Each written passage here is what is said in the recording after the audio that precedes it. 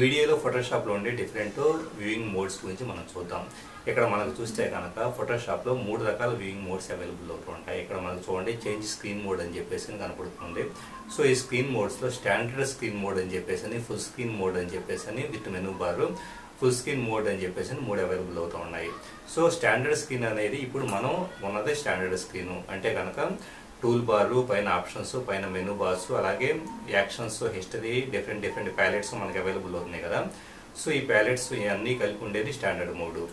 అలాగే ఇప్పుడు మనం ఉన్నది వచ్చేటప్పటికి సెకండ్ మోడ్ ఏదైతే ఉందో full screen with menu bar అని చెప్పేసి. సో అంటే ఫుల్ స్క్రీన్లో ఉంది అంటే కింద మనకి విండోస్కి సంబంధించిన టాస్క్ బార్ కనపడట్లేదు, ఎలాంటి ఎడిషనల్ ఆప్షన్స్ కనపడట్లేదు. సో ఇది ఎడిటింగ్, ఓన్లీ ఫోటోషాప్ ఎడిటింగ్ చేయడానికి మనకి ఈ మోడ్ అనేది యూస్ఫుల్గా ఉంటుంది.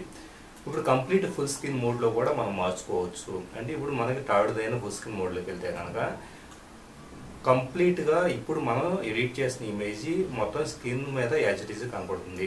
సో ఫైనల్గా మనం ఎడిట్ చేసిన తర్వాత ఫోటో ఎలా ఉంటుందో ఒక రఫ్గా మన నాలెడ్జ్ కోసం చూసుకోవాలంటే ఈ మోడ్ యూస్ఫుల్గా ఉంటుంది. ఈ ఫుల్ స్క్రీన్ మోడ్ నుంచి వెనక్కి రావాలంటే ఎస్కేప్ అనే బటన్ ప్రెస్ చేస్తే సరిపోతుంది.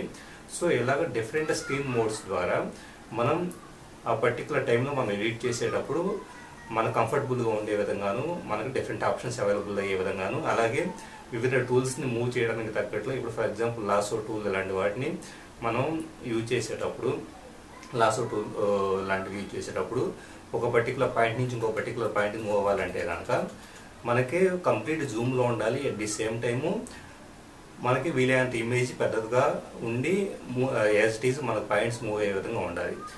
వీటి కోసం మనకి ఈ స్క్రీన్ మోడ్స్ చాలా కంఫర్టబుల్గా ఉంటాయి. Thank you very much for watching this video. ఈ వీడియో మీకు నచ్చితే మీ ఫ్రెండ్స్ కూడా షేర్ చేయగలరు. ఫోటోషాప్ క్లాస్ రూమ్ సిరీస్లో నెక్స్ట్ వీడియోలో మరో మంచి టెక్నిక్ని తెలుసుకుందాం.